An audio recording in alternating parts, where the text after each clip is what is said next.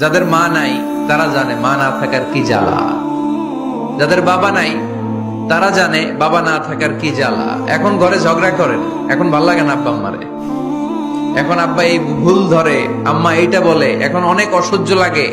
তো যেদিন চলে যাবে ওই দিন বুঝতে পারবেন মাথার উপর থেকে ছাতাটা নাই হয়ে গেছে, বটবৃক্ষটা চলে গিয়েছে, আর উপদেশ দেওয়ার মতো কেউ নাই, কাছে আগলে রাখার মতো কেউ নাই। এজন্য আব্বা আম্মা থাকতে আমরা যেন আব্বা আম্মার কাছ থেকে দোয়া চাই। আব্বা আম্মার দোয়া কোনোদিন আল্লাহ তাআলা ফিরিয়ে দেয়।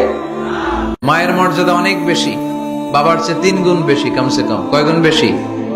মা মা মা, তারপর বাবা। 3 বার মা। কয়বার মা?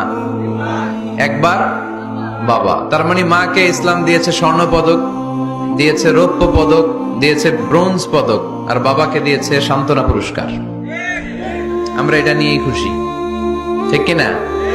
তাহলে মাকে 3টা পুরস্কার, স্বর্ণ পদক মা, রৌপ্য পদক মা, ব্রোঞ্জ পদক মা, বাবারে দিছে কি? সান্ত্বনা পুরস্কার। এজন্য মায়ের মর্যাদা বেশি। লাউ কাতা'তা জিলদাক, চামড়া কেটে যদি মায়ের পায়ের জুতা বানিয়ে দাও। ছোটবেলা যে মায়ের বুকের দুধ খেয়েছো, আল্লাহর হাবিব বললেন 1 ঢোক দুধের শোধ আদায় হবে না, ঠিক কিনা?